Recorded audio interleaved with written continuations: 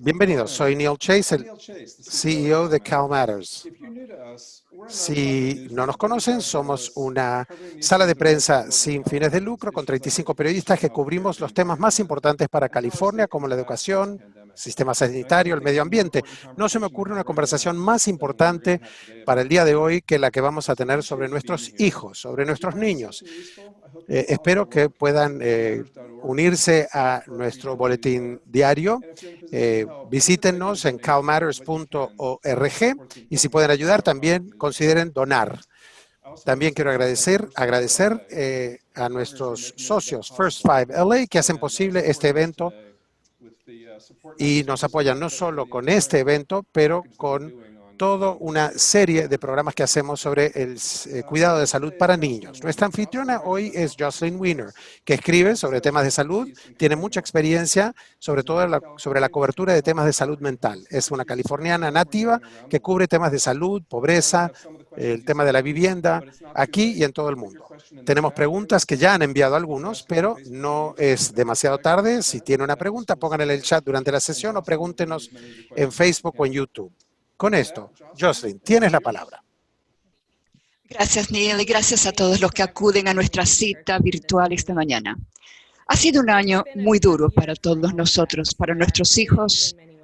Ha sido sumamente difícil. Las escuelas cerraron de repente. Sus padres ahora llevan 5 meses haciendo malabares entre el cuidado de sus hijos y la educación, mientras que se enfrentan al estrés adicional del trabajo o del desempleo o viviendas abarrotadas de gente o al propio virus.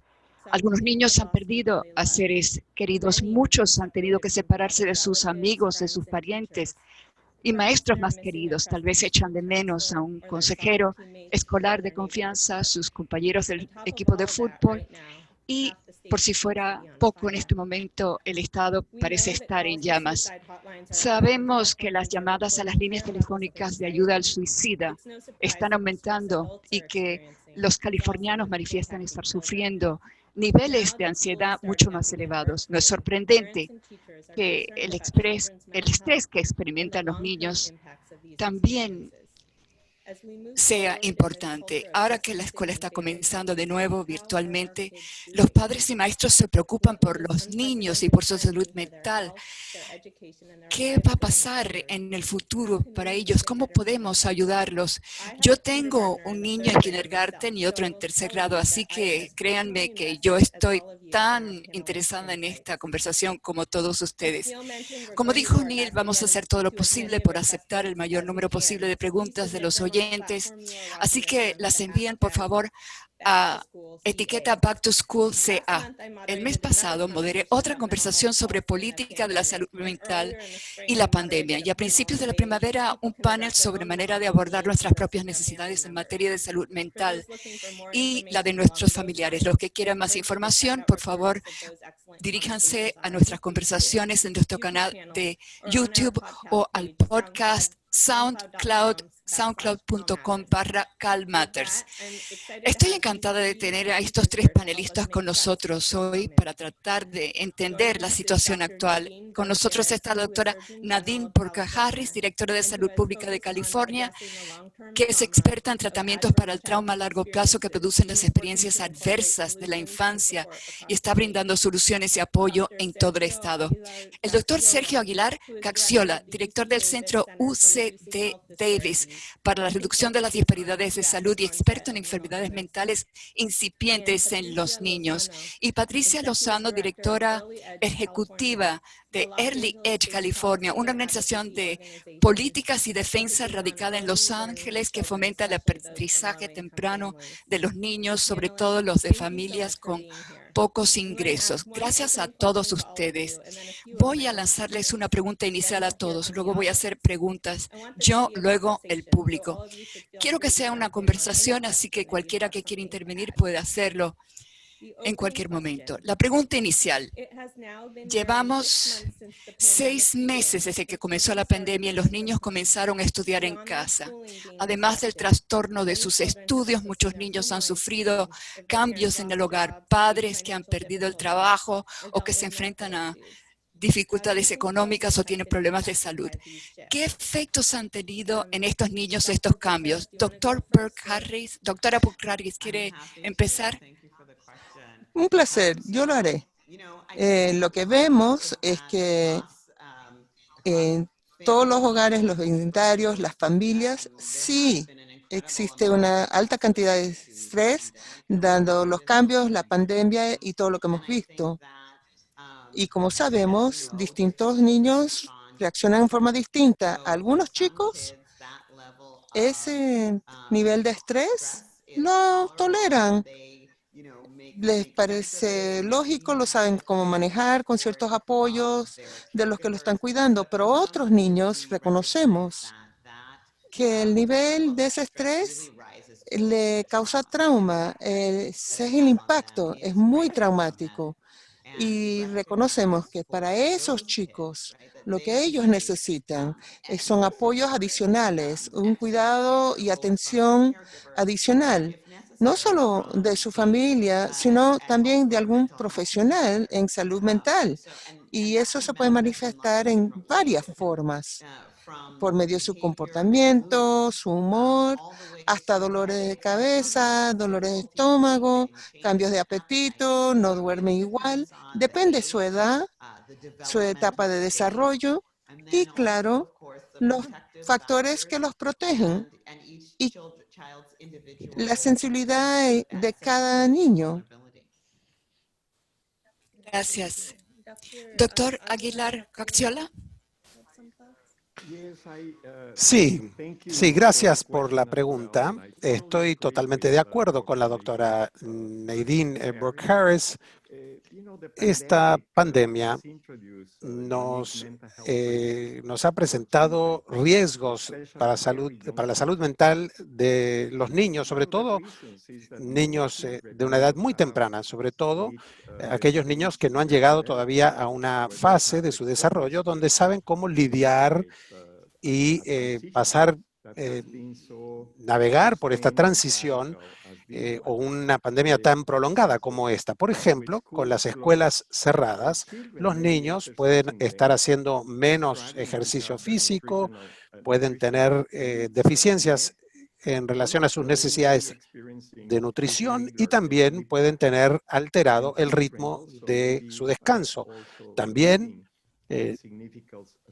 hay otros motivos psicosociales del estrés, algunos fueron mencionados por la doctora Burke Harris, como por ejemplo el temor de acabar infectado o el temor de que sus padres sean infectados, además de la tristeza de no poder estar acompañados con sus amiguitos y sus maestros. Algo que tenemos que recordar es que hay un riesgo mayor de violencia familiar para los niños también durante esta época.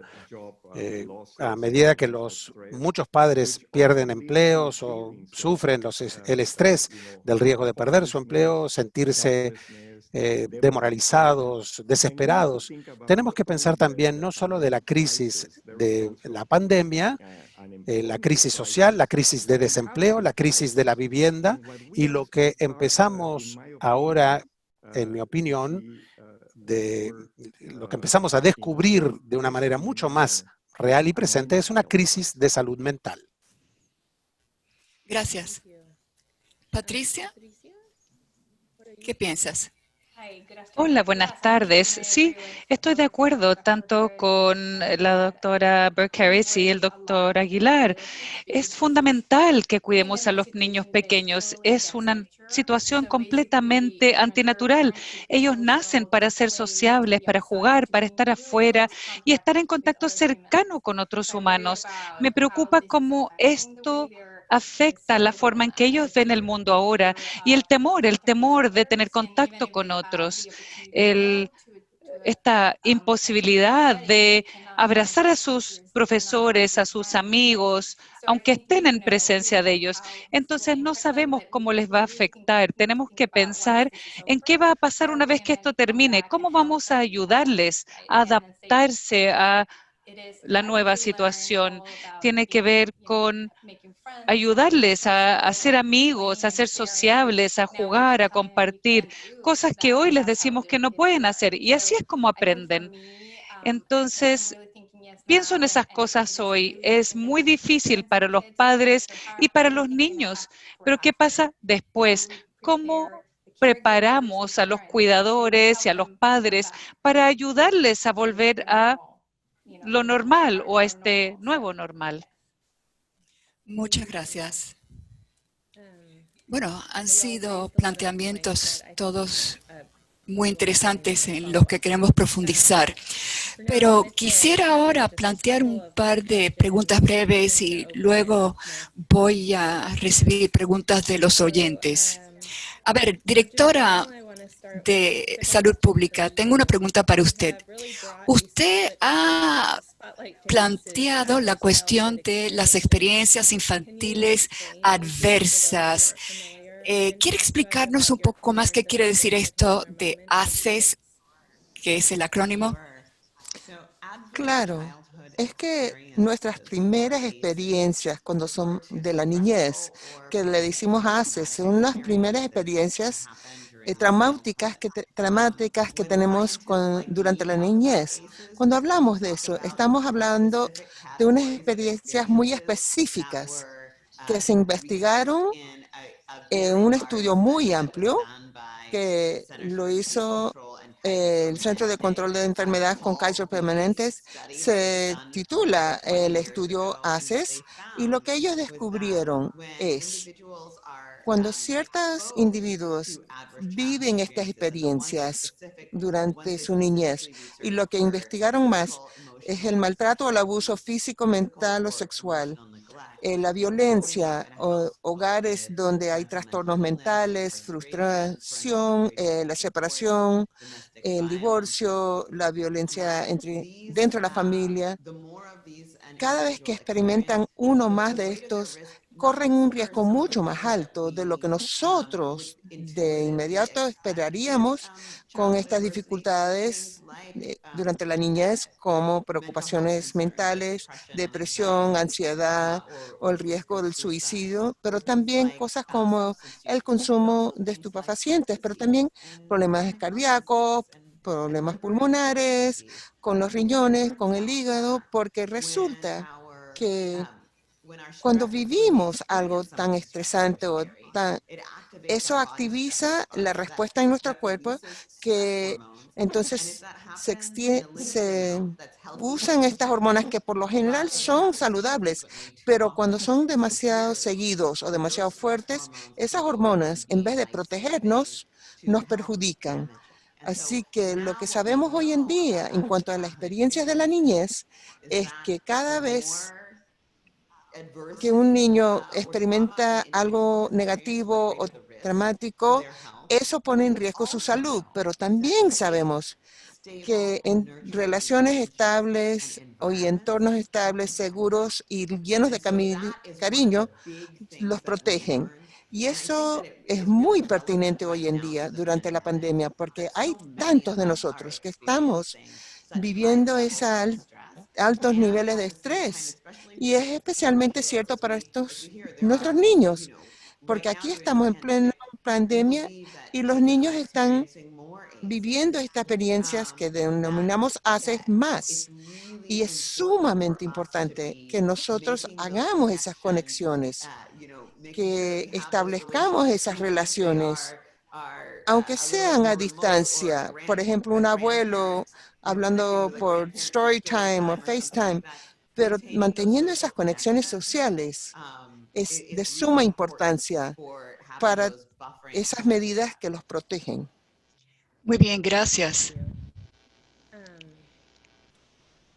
Doctor Aguilar Gaxiola, usted ha hecho investigación en salud mental infantil, sobre todo el inicio de las enfermedades. ¿Usted piensa que en el futuro más niños van a ser diagnosticados? Y si es así, ¿por qué? Sí, sí, y en mi respuesta voy a complementar la excelente respuesta de la doctora Nadine. Yo he trabajado con la Organización Mundial de la Salud que patrocinó un estudio de investigación esta es una iniciativa que sigue en curso y es la encuesta de salud mundial, de salud mental mundial, y abarca 40 países.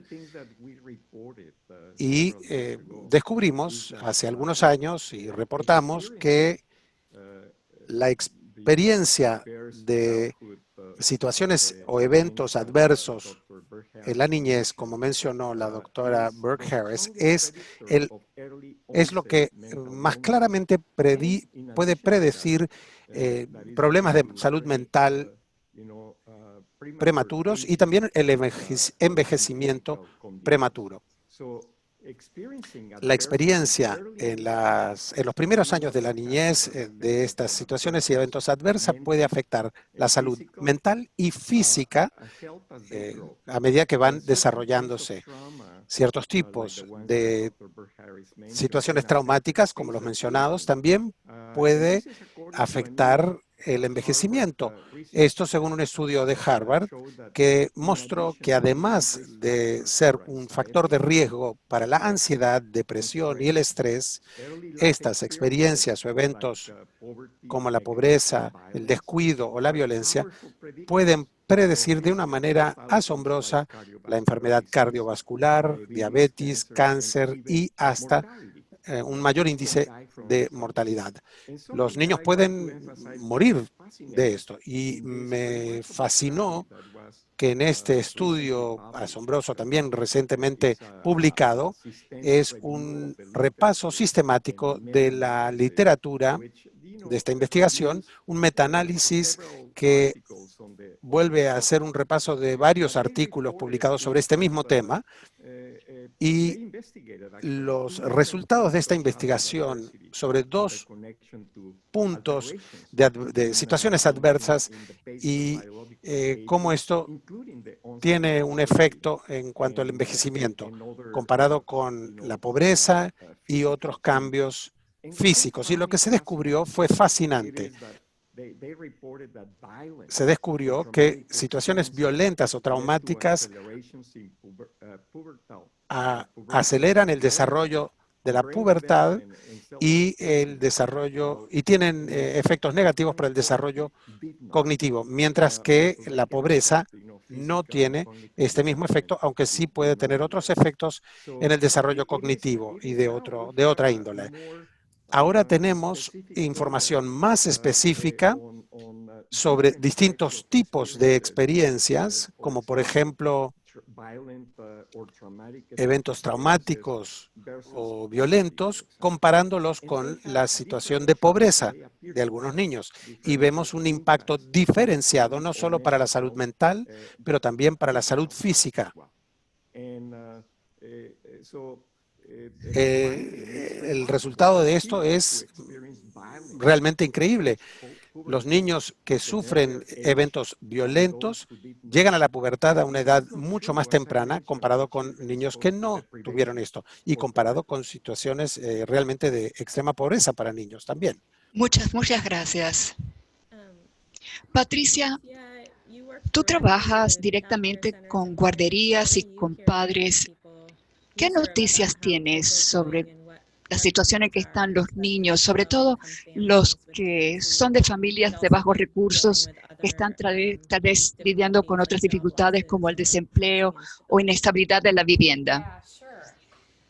Sí, primero hay que pensar en los proveedores de cuidados de los niños. La verdad es que están pasando por mucho estrés. Hoy están en eso, ha costado mucho para estas personas, incluso el telecuidado que ha sido vital y están haciendo un excelente trabajo, por lo que debemos apoyarlos.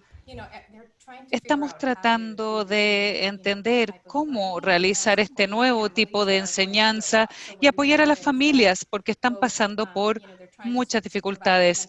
Les tratamos de aportar cuidados mentales a los padres, también están pasando por mucho los cuidadores, enseñarles a cuidarse porque es importante. Escuchamos que están preocupados de los niños, sobre todo los niños en situación de pobreza y aquellos que no hablan inglés. El idioma es importante. Si no se habla, el idioma es una barrera más durante este tiempo, sobre todo en la educación a distancia. Para niños que no hablan inglés es mucho más difícil. Si uno llega a un centro, al menos hay algún tipo de interacción, pero estamos muy preocupados de cómo llegar a estos niños. Y luego también vemos el efecto en las familias latinas. Están siendo muy afectadas por la crisis. Ya están pasando por una situación compleja y esto lo empeora porque si no hablan el idioma y no pueden conectarse con el profesor, no consiguen nada. Estamos viendo que los profesores dan lo mejor de sí, están tratando de lograr conectarse con estas familias. Están haciendo lo posible, todos lo estamos haciendo. ¿Cómo proporcionamos apoyo emocional a los niños cuando no podemos estar con ellos físicamente y cuando no podemos conectar realmente? Sabemos que en la niñez, en la educación temprana, eso es fundamental y lamentablemente aquí tenemos que mantener una distancia. Entonces, cualquier oportunidad de entregar ese cuidado en un centro donde puedan comparecer es muy compleja. Por eso creemos que tenemos que entregarles la mayor cantidad de herramientas posibles, mostrarles formas de conectarse con las familias, darles recursos financieros, alimentos, es decir, todo lo que podamos. Y eso es lo que podemos hacer.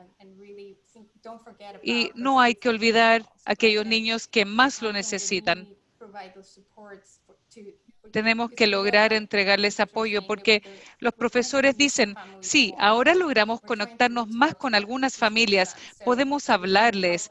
Y en fin, nosotros tendríamos que poder apoyarlos a que logren llegar a más familias latinas, que les entreguen más recursos para que puedan manejar mejor esta crisis. Gracias. Gracias. Antes de plantearles las preguntas de los oyentes, hay muchas. Ustedes han planteado inquietudes y me consta que muchas familias se preguntan, ¿cómo me voy a enterar yo de que mi hijo tiene algún problema? ¿Hay alguna señal que deberíamos tratar de detectar para determinar si algo debe inquietarnos? En fin, cualquiera de ustedes puede intervenir si quieren. Bueno, yo le puedo dar unas recomendaciones.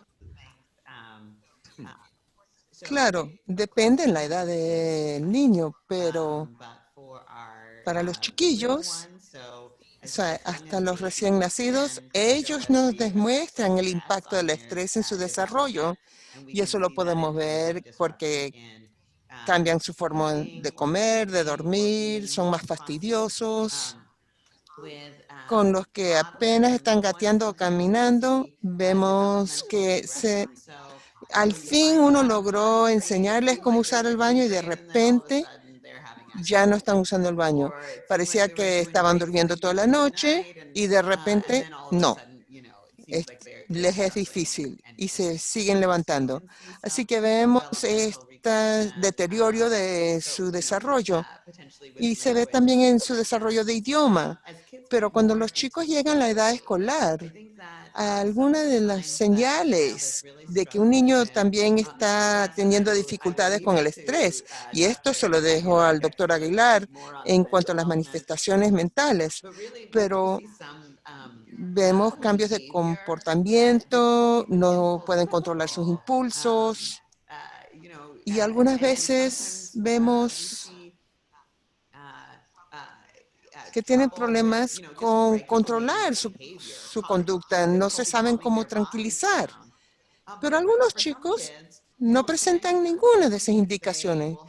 O les da dolores de cabeza, o problemas estomacales, o como es que se aíslan. Eso especialmente con los adolescentes. O son mucho más fastidiosos, o se aíslan. Y una de las par de cosas les recomiendo es que enfóquense, hablen con sus chicos, vean cómo, pregúntenles cómo están. Y a los chiquitos, pregúntenles, ¿cómo te sientes? ¿Te sientes triste que no pudiste ir a la fiesta de cumpleaños? Denles la oportunidad de expresarse. Y esas son algunas de las cosas que yo les recomendaría. Gracias. ¿Alguien más quiere agregar algo? Patricia, ¿quieres tú hablar primero y luego yo comentaré algo? Adelante. Yo quería adicionar a la excelente respuesta de la doctora Nadine Burke Harris. Creo lo que es clave aquí es que de todas las respuestas que ella sugirió, dependiendo de la edad del niño, y es importante esa diferencia porque hay distintas etapas o fases de desarrollo que debemos tener en cuenta, es importante pensar en la prevención y en la detección temprana y en la intervención temprana. Porque sí sabemos que las cosas se pueden volver muy complejas si no se identifica a tiempo esto. Algo que a mí particularmente me parece preocupante, y nuevamente aquí depende mucho de la edad del niño, pero hay niños que con 10 años de edad ya pueden estar pensando que sería mejor no existir. Estoy hablando de comportamientos e ideaciones suicidas. Para darles una idea de esto, hay un informe notable que fue presentado por el Centro del Control de Enfermedades, por CDC, y por la Administración de Abuso de Sustancias, SAMHSA, y lo que ellos dicen es que en un periodo de 10 años, del 2008 al 2017, cuando consideramos las tasas de suicidio, y son personas que se suicidaron, hubo un aumento del 90% de los niños de niños y adolescentes de 0 a 17 años.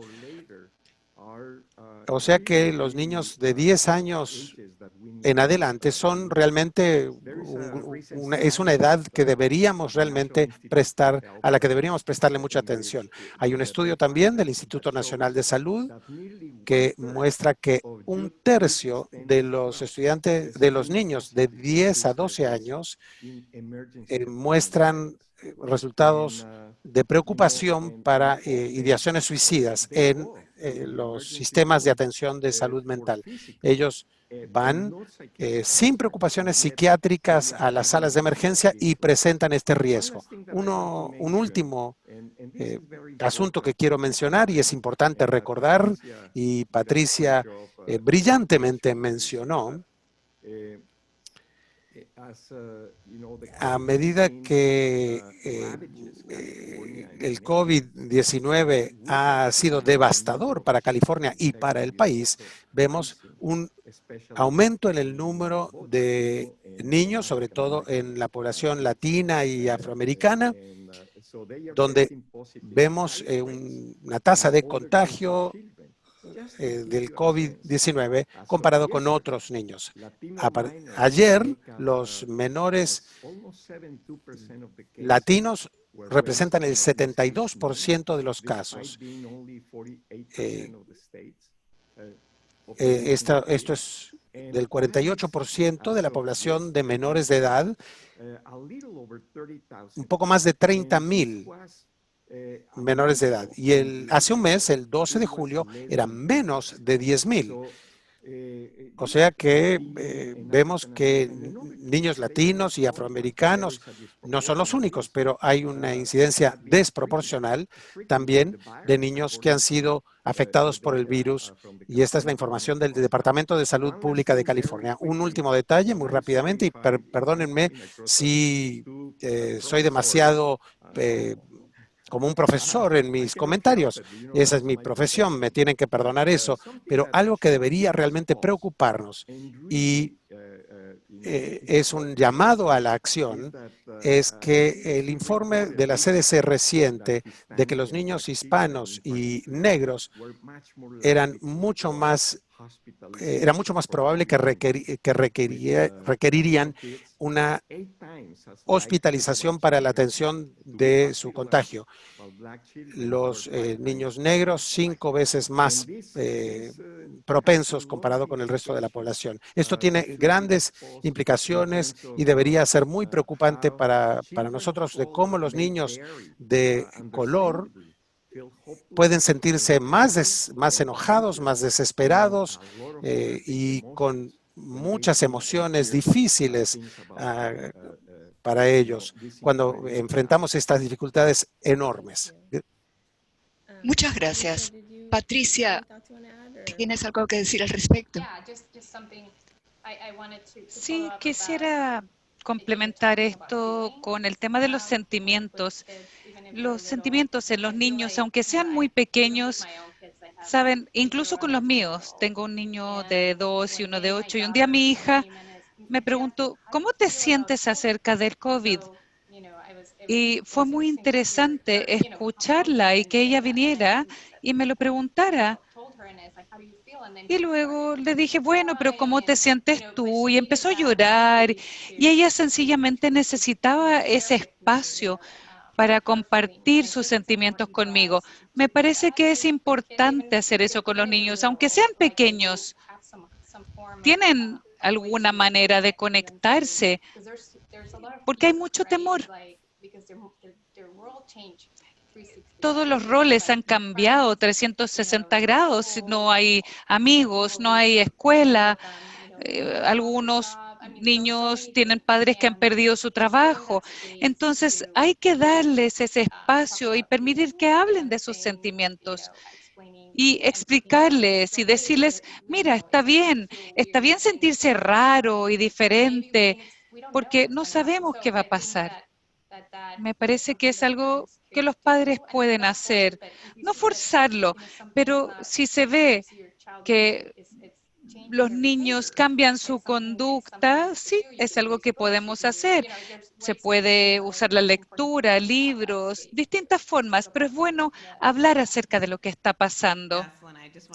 Y solo quería agregar un recurso más para que los oyentes tengan algo concreto para llevar consigo.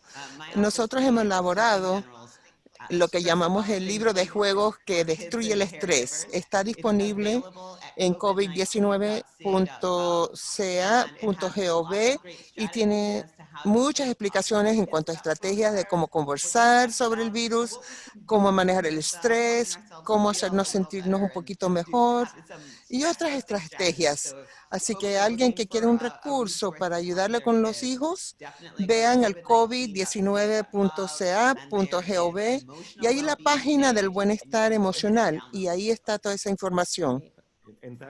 Y Jocelyn, si puedo comentar sobre eso, es un maravilloso recurso. Definitivamente les animo a todos los oyentes a conseguir ese recurso. Creo que es de mucha ayuda.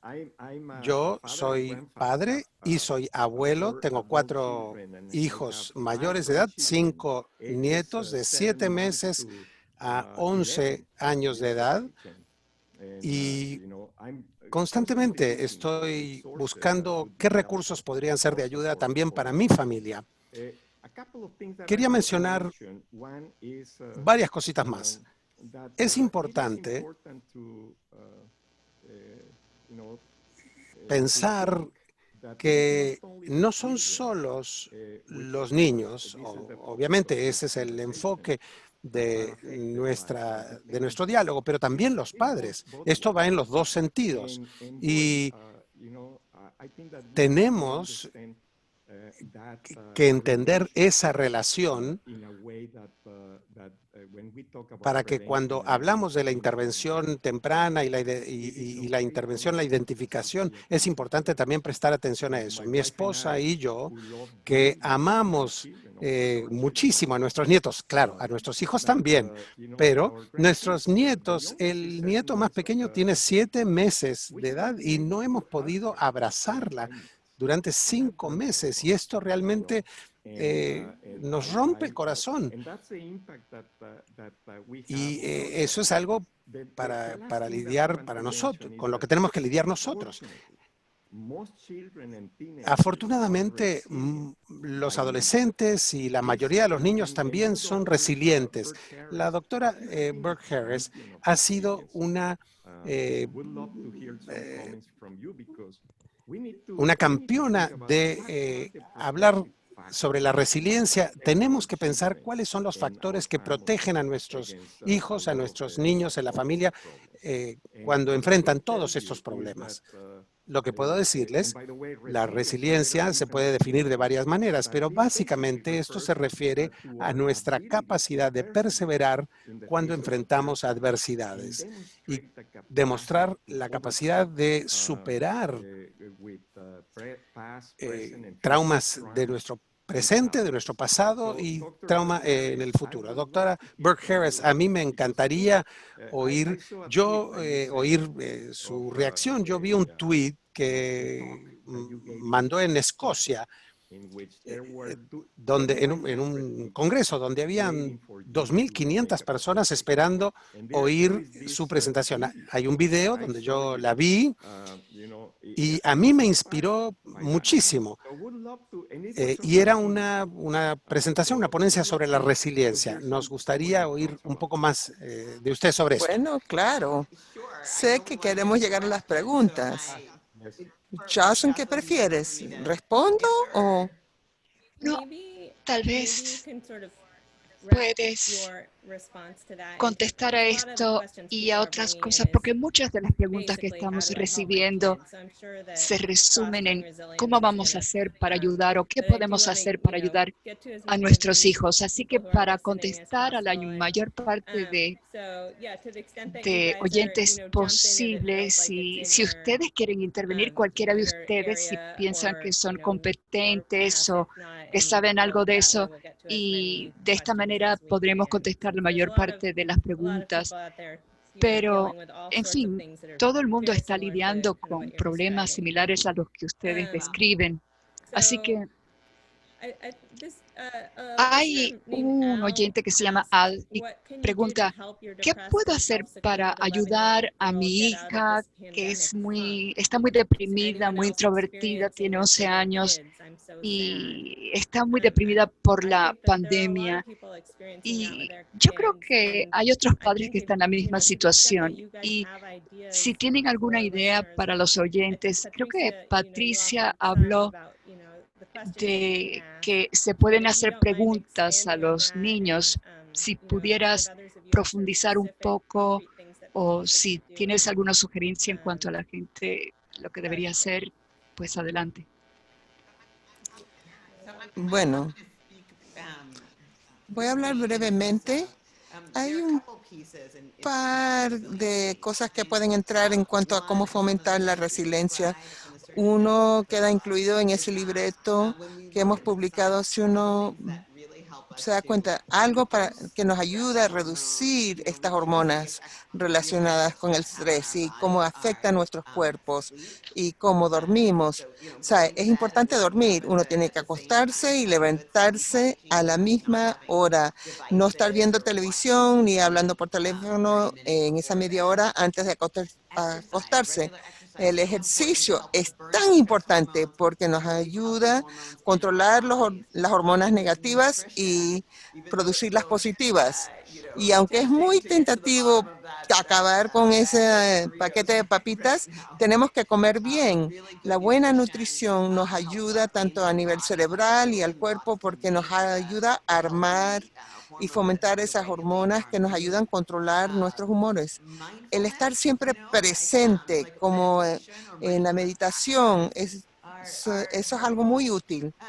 Y una de las cosas que creo que es sumamente importante, este es el momento ideal de comunicarse con un profesional de salud mental, porque digan, este es el problema de la pandemia, pero especialmente en nuestras comunidades de color es visto algo muy negativo de hablar de la salud mental. Y creo que esto en realidad puede que sea muy pertinente por la preocupación que tiene ese señor de su hija. Si de verdad está en un estado de depresión, es muy importante que se comunique con un profesional porque va a tener un impacto tan grande, es tan importante. Y lo último que yo diría es que el ingrediente número 1 para tener un niño saludable es tener una comunidad saludable. O sea, el ejercicio, el estar presente y las buenas relaciones, todo eso en conjunto, pero el más importante de todos es tener relaciones sanas. Todo eso es importante también para nosotros y para nuestros hijos. Así que nosotros que tenemos que cuidar de ellos, tenemos que respirar a fondo y estar disponible para ellos. Patricia, hay una oyente, Camila, que dice, tengo un niño de 2 años que no ha interactuado con ningún otro niño pequeño más que con su padre y yo. Y era un niño tímido antes. Me estoy preocupando por el impacto negativo en su desarrollo que puede tener la pandemia y su aislamiento, su capacidad de relacionarse con los demás. ¿Podemos hacer algo nosotros? ¿Tú crees que sería útil ponerlo en un grupúsculo cerrado, en cuarentena, para que vea niños de su misma edad? ¿Tú piensas que eso es una solución, estos grupos cerrados de niños de la misma edad? Me parece que lo primero es entender que es difícil para todos. Los padres también están haciendo lo que pueden. Cada solución tiene un riesgo. Es decir, no se trata de hacer esto o lo otro. No hay una respuesta clara. Para los padres, si tienen un niño de 2 años, hay muchas cosas que se pueden hacer. Tiene mucho que ver con el tiempo de calidad que se invierte con el niño o la niña.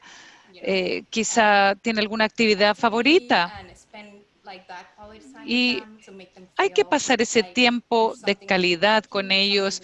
Quizá hay algo que disfrutan, algo que les gusta, porque de repente los padres se volvieron profesores de kinder y es imposible porque al mismo tiempo tienen que trabajar.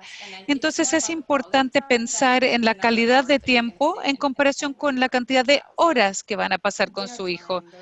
Por ejemplo, en la cena también hay oportunidades de aprendizaje. Y claro, efectivamente no es lo mismo que la oportunidad de estar con otros niños, pero los niños aprenden, se adaptan.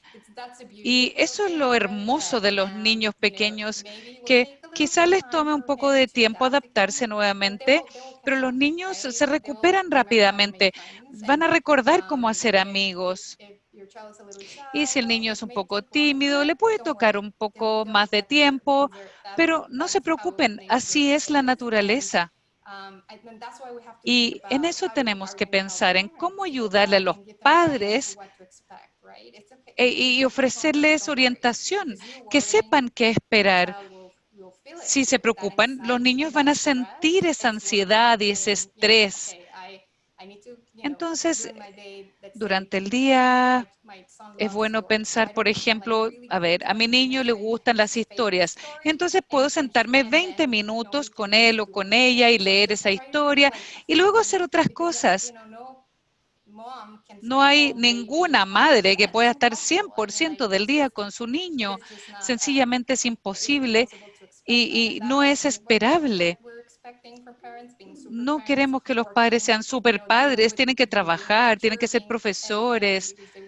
Y claro, queremos que estén con los niños, pero es poco realista. Entonces, calidad de tiempo. Y quizá hay un vecino con el cual se sienten cómodos y que le resulta amigable al niño. En la medida de que sea seguro, también se puede compartir con vecinos. Pero los niños no se van a quedar atrás, no es una preocupación. Van a rebotar y van a estar bien. Ese es el principal mensaje. Y pasando de los niños pequeños a los adolescentes, hay algunos oyentes que preguntan sobre el impacto de la pandemia en los adolescentes en estos momentos. Ashanti pregunta a la doctora Burke Harris, si considera que la pandemia puede ser un estrés para los adolescentes en particular y qué consejo tiene para los padres que quieren atenuar estos efectos. Y luego Kelly pregunta o dice, muchos padres están volviendo al trabajo, dejan a los adolescentes en casa sin supervisión, tal vez están entregándose a conductas no muy sanas. ¿Qué aconseja? Bueno, déjeme decirle, nosotros tenemos uno de 4, uno de 8 y unos gemelos de 17. Así que yo les entiendo perfectamente. Siento su dolor. Aunque uno esté en casa, algunas veces ellos ahí se meten en su cuarto, no los vemos por un rato. Y entonces, ¿cómo? A responder a la pregunta de que esta pandemia sí está provocando ese estrés tóxico, yo como científica estamos hablando de la respuesta del cuerpo a ese estrés. Entonces, si hay algo que nos estresa, la respuesta de nuestro cuerpo puede ser muy positivo, lo que llamamos algo tolerable, o lo que llamamos lo tóxico, que daña la evolución del cuerpo y del cerebro. Y la diferencia en lo que sí se puede tolerar, donde el cuerpo regresa a lo normal, y lo tóxico es la presencia de esas relaciones cariñosas que los nutren, que los protegen. Entonces, lo que les recomiendo, de nuevo, hablen con sus chicos, pregunten cómo están. Y una de las cosas que yo hago para mi propio cuidado es como la luz roja, ¿no? Ahí el semáforo dice rojo, amarillo, verde. Verde tiene que ver con cómo yo me cuido a mí misma cuando me siento muy bien. Y para los chicos, animarles a que hagan ejercicio todos los días. No importa que su equipo no esté en prácticas, el poder salir y montar la bicicleta, algo así. Y mantengan esa conexión con sus amigos. Esas prácticas que tenemos en las vidas normales. Pero cuando la luz está en amarillo, ¿cómo sabe uno que está en esa situación precaria? ¿Cómo se siente para uno y para sus hijos? Y cuando estamos en situación, ¿y qué plan vamos a tener para tratar de atender esa situación y cuidar de uno mejor para poder evitar que esto se convierta en luz roja? Para algunos es ir con un terapeuta, algunos es practicar más yoga, meditación o enfocarse en la nutrición. Todas esas piezas son importantes, pero la zona, cuando la luz está en roja, el primero saber cómo reconocer que esa es la situación. Si hay su hijo que tiene síntomas de alguna situación mental, si los ven deprimidos o les preocupa que vayan a hacer, ese es el momento de pedir ayuda y tener un plan por anticipado en cuanto a qué uno va a hacer si uno mismo o algún familiar está en esa zona peligrosa. Pensarlo antes hace más fácil poder hacerlo. Entonces, una de las recomendaciones que le voy a hacer es que en nuestra dependencia tenemos lo que llamamos la línea 833-317-HOPE. Y no espérense hasta estar en peligro. Si uno sabe que ya las cosas están difíciles, llamen a ese número, 833-317-HOPE, para poder acceder a los recursos que necesitan. Entonces, aquí tenemos a Ross, que ha hecho una pregunta de seguimiento al hilo de un comentario que hiciste. Dice, ¿cómo pueden hacer los padres y los cuidadores para no transmitir a los niños su ansiedad porque no los pueden ayudar con el currículum, con el trabajo, con los estudios que están haciendo de manera virtual? Porque ahora los padres están bajo presión. Es difícil no estresarse, lo digo por experiencia propia, porque los niños están estudiando estas asignaturas y uno está trabajando al mismo tiempo. Así que, ¿cómo podemos hacer para no transmitir el estrés a los niños? ¿Me permite, Jocelyn, me permites contestar esa pregunta? Saben que tenemos que reconocer, sobre todo en la familia, en una familia donde hay varios otros, aparte de los padres o de un padre, donde hay varios niños y un adolescente, pensar en cuál es el impacto que esto tiene para los adolescentes, donde no solo es difícil para ellos estar confinados en casa y teniendo que hacer tareas en la casa y sus tareas escolares. También, en particular, para las familias que viven en recintos muy pequeños y los padres tienen que ir a trabajar, muchas veces los hijos adolescentes tienen que cuidar de los niños más pequeños. Es mucho pedirle a los adolescentes. No es una situación fácil para nadie y representa realmente una dificultad muy clara. Tenemos que recordar que padres y a veces abuelos que también tienen contacto, somos de alguna manera el ejemplo para los niños. ¿Cómo reaccionamos nosotros con estas situaciones estresantes? Puede tener un efecto en cómo los niños y los adolescentes también saben responder o manejar ese estrés. Un mensaje que quiero darle a los padres es animarles a ser comprensivos, pacientes y tolerantes con las diferencias que puede haber en las reacciones de los niños, de los chicos. Creo que para los padres también es tan importante tratar de entender lo que les está pasando a ellos y ser abiertos a escuchar y a entender cuáles son sus sentimientos, si se sienten con temor o deprimidos, dependiendo de cómo se presenta esta situación. Yo creo que el consejo que ya se dio de acudir a recursos como, por ejemplo, el de Cal Hope, pero también buscar servicios de consejería, de terapeutas y otros profesionales de la salud mental. Creo que esto es importantísimo. También los padres deben reconocer cuáles son las situaciones que nos llevan a estar al borde, a una situación límite, y tratar de reducir justamente estos factores de estrés que se pueden controlar. Por ejemplo, el tener prendidas las noticias o el ver las noticias 24 horas al día, todos los días, puede realmente ser muy nocivo. También cuidar y velar por los ritmos de descanso y el no dejar aislados, el estar conectados con otros miembros de la familia, con los amigos. Esta es la oportunidad perfecta para llamar a ese amigo de hace 30 años. No dejen aislarse, no se dejen aislar. Es muy importante esto. Gracias. Nos quedan unos pocos minutos a ver cuántas preguntas podemos contestar.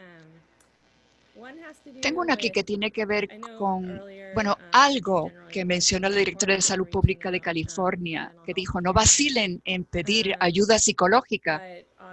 Pero, claro, hay algunos niños que no se conectan bien de manera virtual y Christy, por ejemplo, se pregunta cómo las escuelas van a poder detectar a estos niños que no saben conectarse, pero que están estresados, angustiados. Y luego hay otra pregunta de David. Dice, los niños que tienen planes de tipo IEP o 504 tienen más dificultad para estudiar y para que se suplan sus necesidades psicológicas por problemas psicológicos de manera virtual. ¿Tienen ustedes propuestas en cuanto a estos niños que no saben conectarse bien? Bueno, sé que a nivel estatal estamos viendo qué tipo de orientación le vamos a dar a las escuelas para estos niños con necesidades especiales. Sé que gente está trabajando en eso. Una de las cosas que quería agregar a esta conversación es que para mucha gente, especialmente los padres de familias, si les parece que esto es difícil, es difícil. Es una pandemia. Es algo que solo va a suceder una vez cada siglo. Y si se sienten en una situación difícil, tienen toda la razón. Y una de las cosas que podemos hacer es, de verdad, darnos permisos de estar tranquilos, relájense.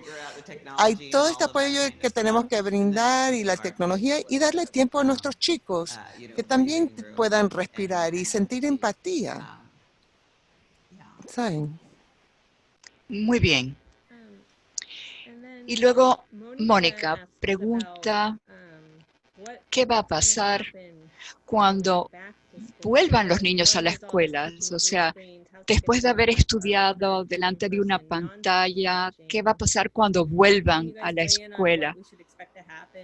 O sea, cuando los niños ya puedan volver a las aulas presenciales, ¿qué repercusiones de tipo salud mental vamos a estar observando dentro de un año? ¿Todo va a volver a la normalidad?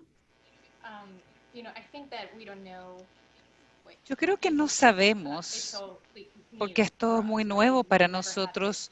Nunca estuvimos en esta situación donde hubo aprendizaje a distancia. Creo que podemos empezar a pensar en cómo podemos apoyar a los profesores, a los cuidadores, para estar listos para este retorno a la escuela. Es importante saber que puede que le tome más tiempo a los niños acostumbrarse al proceso, estar sentados en una sala de clases. Así que tenemos que pensar en distintos escenarios, sobre todo lo que estábamos comentando. Hay niños que quizá tuvieron acceso a muchos recursos y otros no. Hay niños latinos, niños de color, que quizá van a necesitar mucho más apoyo. Tenemos que estar preparados para eso. Y en la medida de lo posible, tenemos que pensar en apoyar a los profesores y apoyar a todos aquellos cuidadores, profesores que van a estar en la sala de clases durante la transición, a los padres también. Hay que saber lo más posible como padre, pero es complejo. Y sí, todos estamos haciendo lo mejor posible, es una pandemia y a veces se nos olvida porque queremos lo mejor para nuestros niños, pero hay que dar un paso atrás y todos estamos pasando por lo mismo. Vamos a salir de esto, lo vamos a lograr. Me parece que esa es mi visión, es lo que tenemos que pensar. Gracias. Bueno, hemos escuchado muy buenas preguntas de los oyentes y también de los panelistas. Nos quedan unos minutos y quisiera terminar con una pregunta que tiene dos partes. Primero, quiero brindarles la oportunidad de decir qué más quieren contribuir en relación con el tema de la salud mental de los niños en California. Y algo que me interesa a mí, ¿qué dicen ustedes a sus propios hijos para ayudarlos a sobrellevar la situación? Los padres siempre están tratando de encontrar maneras concretas de mejorar la situación. Así que, ustedes personalmente, ¿qué están haciendo en este sentido? Me encantaría que todos contesten, así que... Bueno, yo tranquila lo hago. Una de las cosas que para nosotros ha sido muy importante en nuestro hogar para ayudar a los chicos es darle sentido a esto y darle la posibilidad de formar parte de la solución. Eso ha sido tanto en cuanto a cómo responder a la pandemia y también a todos estos temas de la justicia racial. que están aquí en plena cara y ayudarles a entender. ¿Sabe? Sé que este aprendizaje a la distancia es horrible. Mi hijo lo odia. Pero ¿sabes qué? Estás en casa, esa es tu forma de proteger a tus maestros y a la comunidad para que podamos formar parte de esta lucha en contra de este virus. Y cuando mi chiquito de 4 años se pone la mascarilla, él es el superhéroe en contra del coronavirus, luchando contra el enemigo. Cuando tenemos estas conversaciones que son difíciles y ellos hacen todos esos letreros diciendo la vida de todos es importante, todos los negros es importante. Sí, es difícil. Esto es duro, pero ¿qué podemos hacer en estos momentos tan difíciles? ¿Cómo cuidar de nosotros mismos? ¿Cómo cuidar de los demás, de nuestra comunidad? ¿Y cómo expresarnos? ¿Y cómo formar parte de la solución? Y eso ha sido el enfoque en nuestro hogar. Tratar de ayudar a nuestros chicos que entiendan las cosas que son feas, que no les gusta. Bueno, tienen su razón y es para lograr un mejor futuro, para ayudar y proteger a toda la comunidad. Gracias. ¿Y el doctor Aguilar Gaxiola tiene algo que decir? Bueno, permítame decirles que estoy tan, me siento tan orgulloso y al mismo tiempo agradecido de haber podido compartir este panel con Nadine y con Patricia. Y hay buenas y malas noticias. Las malas noticias son que, y sospecho que hay otra gente y también hay otros que también sospechan que una vez que esta pandemia acabe, lo que nos va a quedar por muchos años todavía son los efectos, las secuelas de salud mental, que se van a manifestar de distintas maneras y van a haber consecuencias de largo plazo físicas también. La buena noticia es que tenemos herramientas para identificar, para intervenir y para saber lidiar, manejar este estrés, para poder prevenir y evitar situaciones más serias y consecuencias más serias. Hay recursos como el ya mencionado CalHope y otros que nos deberían permitir intervenir de manera temprana y saber continuar esa intervención. No todos los problemas que surjan de lo que estamos viviendo hoy, no todos vamos a sufrir un efecto en nuestra salud mental a pesar del estrés, y parte de la razón por ello es por la resiliencia. Creo que deberíamos de manera proposital mejorar, reforzar esa resiliencia, ser comprensivos unos y otros, entendernos y expresar el que nos importan los demás, que queremos cuidar de ellos, no importa quién somos, no importa quién seamos. Creo que debemos enfocarnos sobre ese aspecto. Gracias. Patricia. Sí, quiero decir un par de cosas. Estamos todos juntos en esto. Todos estamos experimentando esta situación y va a pasar. Esa es la luz al final del túnel. Además, lo que yo me llevo conmigo hoy es que hay que pedir ayuda. Cuando la necesitemos, no hay que temer pedir ayuda. Somos humanos y está bien sentirse abrumado. Es algo muy importante lo que está pasando. No sientan que tienen que resolverlo todos solos. Existen recursos para ello. Está bien pedir ayuda cuando hay un asunto de salud mental. Hay profesionales que pueden ayudarle realmente. De modo que si se trata de sus niños o lo que sea, no sientan que tienen que tener todas las respuestas. Hay ayuda allá afuera. Estamos todos pasando por lo mismo, todos estamos viviendo esto, de modo que no es que alguien no esté haciendo un buen trabajo, somos todos susceptibles y hay muchos que les pueden ayudar. Gracias. Gracias, doctora Burke Harris, doctora Aguilera Gaxiola y Patricia Lozano, por haber estado con nosotros hoy. Gracias por todas sus ideas. Lo digo como periodista y también como madre. Y gracias a todos los que han participado con preguntas y han hecho que mi trabajo sea muy fácil. Doy la palabra a Neil para que dé por terminado el Gracias, debate. Jocelyn. Y gracias a nuestros invitados por compartir esta tarde con nosotros. Decimos que esta es una sesión sobre niños y aprendemos mucho sobre los niños, pero también de esto yo aprendí mucho sobre la información que nos afecta a todos nosotros. Ya, gracias a Jocelyn también por moderar nuestro evento. Si quieren compartir este evento, el video aparecerá en nuestro canal de YouTube y también en el sitio web de CalMatters.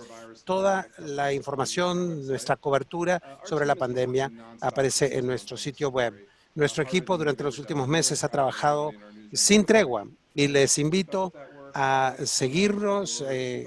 Nuestros eventos futuros también pueden ser de interés para ustedes. Anótense para recibir nuestro boletín que los mantendrá informados. Y como somos una organización sin fines de lucro, dependemos de sus contribuciones. Si pueden ayudarnos, les agradecemos. En nombre de nuestros invitados y en nombre de CalMatters, gracias a todos y manténganse en buena salud. Gracias.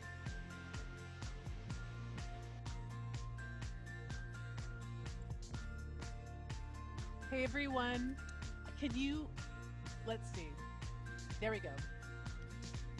Can you hear me? Yes. Okay, I just wanted to say, of course,